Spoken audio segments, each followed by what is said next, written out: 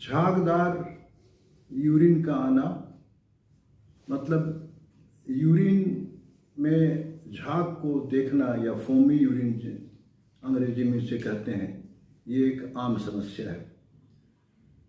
काफ़ी लोग इसको लेकर के भयभीत हो जाते हैं, मगर अध्ययन करने से पता चला कि 70% लोगों में झागदार यूरिन या फोमी यूरिन के कारण बहुत मामूली से होते हैं, आपने जिसका कि मामूली उपाय करके हम लोग ठीक करने की स्थिति में होते हैं।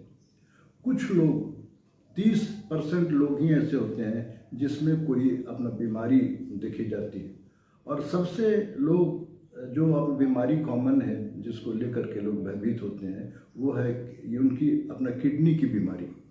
अक्सर लोग पूछते हैं कि झाग आने का मतलब ये तो नहीं है कि मुझे अपने किडनी की बीमारी हो गई है।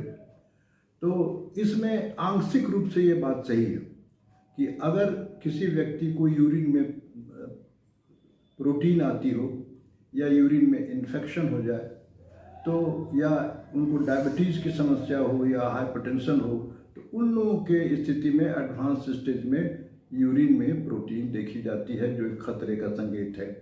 आज इस पॉडकास्ट में मैं झागदार यूरिन के बारे में आपको कुछ महत्वपूर्ण जानकारी देने जा रहा हूँ कि मैं ये अपना बतलाऊँगा कि कैसे समझें कि ये सामान्य कॉज है या कोई खतरे का संकेत है। इसके बारे में मैं आपको बताऊंगा, और अगर इसमें कौन कौन से जांच होनी चाहिए और इसका उपचार कैसे करते हैं। तो आइए इस चर्चे की शुरुआत करते हैं। और मैं हूं डॉक्टर ए के गुप्ता। आप सबों का इस पॉडकास्ट में हार्दिक स्वागत। आप देख रहे हैं मेरा जान है तो जहान है चैनल, और मैं आपसे 107वें एपिसोड में मुखातिब हूँ। झागदार यूरिन, जैसा कि इस शब्द से काफ़ी जाहिर है कि जब यूरिन करते समय, पेशाब करते समय कमोड में झाग दिखाई पड़ता है, तो मैंने आपको बताया कि काफ़ी लोग भयभीत हो जाते हैं। अब यहाँ पर सवाल उठता है कि ये कोई खतरे की घंटी है या सामान्य बात। कैसे पहचाने कि ये मामूली बात है या कोई खतरनाक चीज़ है। बबल्स काफ़ी अपने बड़े बड़े हैं, ट्रांसपेरेंट हैं, और फ्लश करने से आसानी से वॉश आउट हो जाते हैं, तो ये बहुत नॉर्मल सी घटना है, ये काफ़ी कॉमन है, इसमें खतरे की कोई घंटी नहीं है। लेकिन अगर आपकी यूरिन वाइट रंग की है, उसके बबल्स फ्रॉथ काफ़ी छोटे छोटे हैं, जैसे कि सोडा खोलने के बाद या बियर को ढालते समय जो फ्रॉथ दिखाई पड़ता है, इस टाइप का हो, और जल्दी फ्लश करने से वो ख़त्म नहीं होता है, बार बार फ्लश करने की आवश्यकता पड़ती है, तो इसमें सावधान होनी चाहिए, डॉक्टरी राय लेनी चाहिए, उस जांच के बाद उपचार होना चाहिए। इसके कौन कौन से हैं अपना कारण। जो मामूली अपना कारण है वो है डिहाइड्रेशन। जब हमारे शरीर में पानी की कमी होती है या पानी कम हम पीते हैं, तो हमारी यूरिन कॉन्सेंट्रेटेड हो जाती है, और इस यूरिन को अगर अपने कमोड में देखा जाए तो फ्रॉथ दिखाई पड़ता है। ये पानी की मात्रा को आप 3 से 5 लीटर की मात्रा में रोज़ पिएंगे तो ये फ्रॉथ आपका ठीक हो जाएगा। दूसरी चीज़ है कि आपकी पेशाब की थैली काफ़ी अपना भरी हुई हो, काफ़ी समय से आपको यूरिन पास करने का समय या उचित स्थान नहीं मिला हो, और आप बाथरूम में जाएं और अपना कमोड में बहुत स्पीड में यूरिन को पास करें, तो जो यूरिन स्पीड में अपना कमोड में गिरती है उसमें जो फ्रॉथ दिखाई पड़ते हैं वो दिखाई पड़ते हैं, मगर वो टेम्पररी फ्रॉथ होता है, पानी से आसानी से अपने पास हो जाते हैं। तो ये बहुत मामूली है अपना कारण, इसके बारे में कोई हमको भयभीत या कोई जांच अपना कराने की ज़रूरत नहीं है। मगर इसके ठीक अपोजिट, अगर आप देखें कि यूरिन का सामान्य अपना कलर हल्का येलो होता है, हल्का अपना पीला, सरसों तेल से थोड़ा हल्का, सबसे पहले ये हमें जानने की आवश्यकता पड़ेगी कि ये खतरनाक संकेत वाला है फ्रॉथ या मामूली संकेत का। मामूली के बारे में मैंने आपको बता दिया। खतरनाक संकेत का मतलब है कि आप यूरिन पॉट में या कमोड में पास किया और फ्रॉथ उसमें बना, वाइट रंग का है और उसका बबल्स आर पार नहीं दिखाई पड़ रहा है और बार बार फ्लश करने के बाद भी वो ठीक से बबल्स ख़त्म नहीं हो रहा है, तो ये अपने बबल्स खतरे के संकेत है। डॉक्टर से मिलकर इसकी जांच पड़ताल करानी चाहिए। एक और अब कॉमन बात है कि टॉयलेट को साफ करने वाली कुछ केमिकल्स आती हैं, दवाएं आते हैं, टॉयलेट क्लीनर के नाम से जाना जाता है। उसके इस्तेमाल के बाद अगर आप उस कमोड में यूरिन पास करते हैं तो भी फ्रॉथ दिखाई पड़ता है उस अपना केमिकल और यूरिन के मिलने के बाद। उसका एक मामूली सी टेक्निक है कि आप ऐसे अपना कमोड में यूरिन पास करने जा रहे हैं जिसमें कि टॉयलेट क्लीनर का अभी इस्तेमाल हुआ है, तो यूरिन पास करने के पहले 1-2 बार फ्लश कर दें, उसके बाद यूरिन पास करें तो उस तरह का फ्रॉथ आपको नहीं दिखाई पड़ेगा। जो खतरे की संकेत वाली फ्रॉथ होती हैं उसमें सबसे कॉमन है कारण यूरिन में प्रोटीन का लीक होना, जिसको टेक्निकल भाषा में प्रोटीनूरिया के नाम से हम लोग जानते हैं। तो प्रोटीनूरिया यूरिनरी ट्रैक्ट इन्फेक्शन, पेशाब की इन्फेक्शन या हाइपरटेंशन हो या डायबिटीज़ के आप ओल्ड पेशेंट हो तो diabetic nephropathy, diabetic kidney disease में भी यूरिन में अब प्रोटीन आता है। कुछ ऐसी भी अपना दवाएं हैं जिसको खाने के बाद यूरिन में फ्रॉथ दिखाई पड़ता है, उस दवा का इस्तेमाल छोड़ देने से वो फ्रॉथ ठीक हो जाता है।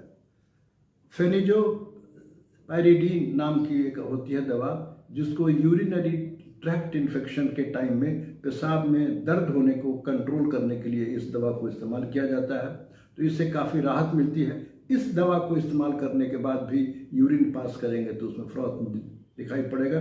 ये कोई ख़ास बात नहीं है, दवा को उसका इस्तेमाल आप छोड़ दें ऑटोमेटिक ठीक हो जाएगा।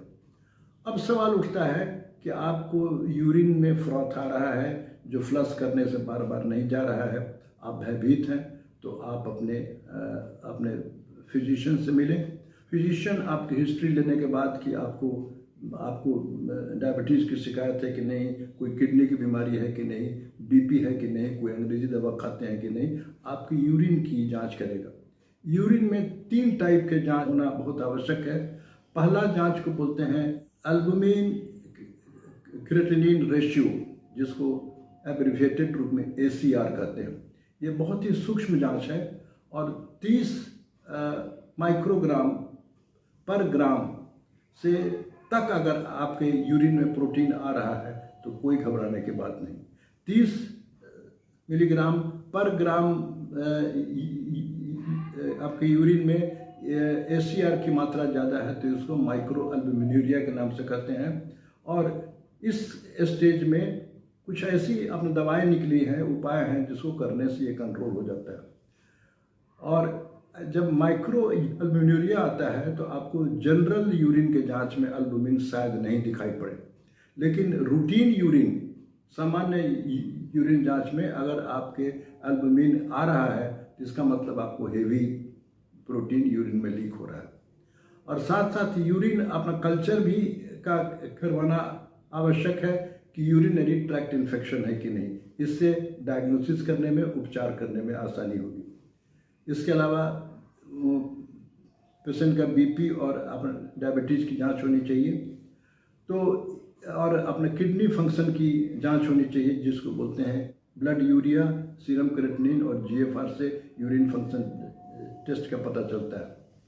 अगर आपके यूरिन में फ्रॉथ आता है और उसके साथ साथ 1-2 अगर आपके पैर या मुंह या हाथ फूले हुए हैं, स्वेलिंग है, ये भी एक खतरे की घंटी है। यूरिन में फ्रॉथ के साथ साथ आपको सांस की तकलीफ हो रही है, खासतौर से कोई काम करने पर, तो सांस की तकलीफ होना, पैर का फूलना और यूरिन में फ्रॉथ आना, अगर इस तरह का सिम्टम आपके पास है और साइन है तो ये खतरे के संकेत हैं, आपकी जांच होनी चाहिए।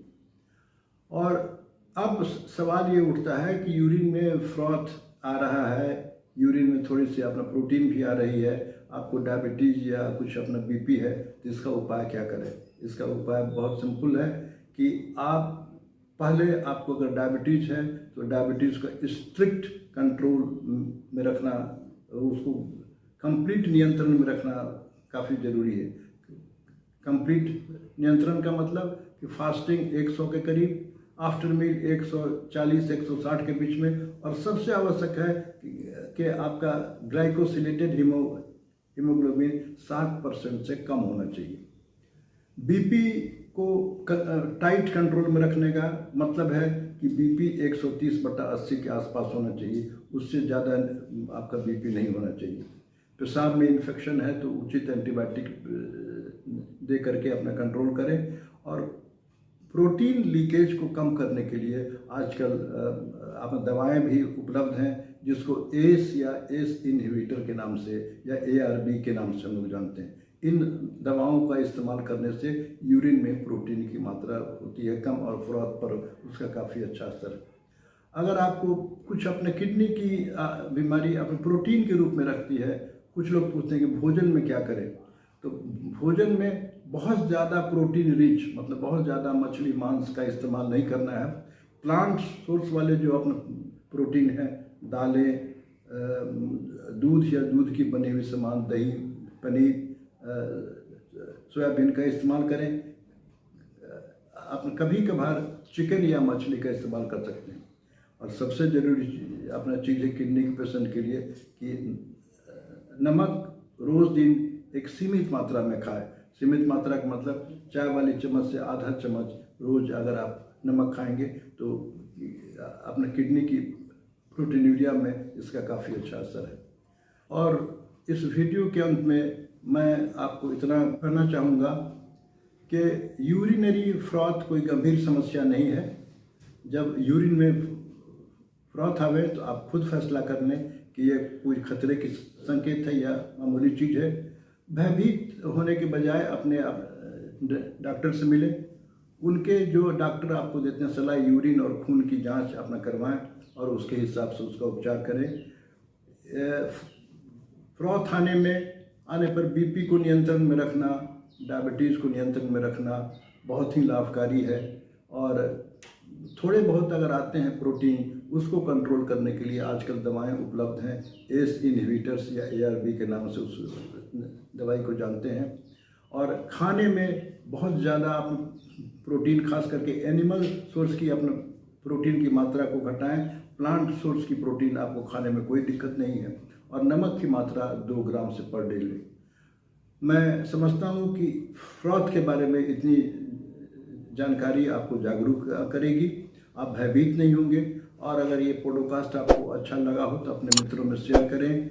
आप इसको लाइक और सब्सक्राइब करना ना भूलें। और जो लोग भी अपना इस वीडियो पर अपना कमेंट हमको चाहते हैं भेजना, उनसे एक अनुरोध है कि मेरे व्हाट्सएप पर इसकी अपना कमेंट भेजने की आवश्यकता नहीं है। उसके बजाय इस वीडियो के नीचे में जो कमेंट बॉक्स है उसी में अपना फीडबैक या अपना कमेंट दिया करें।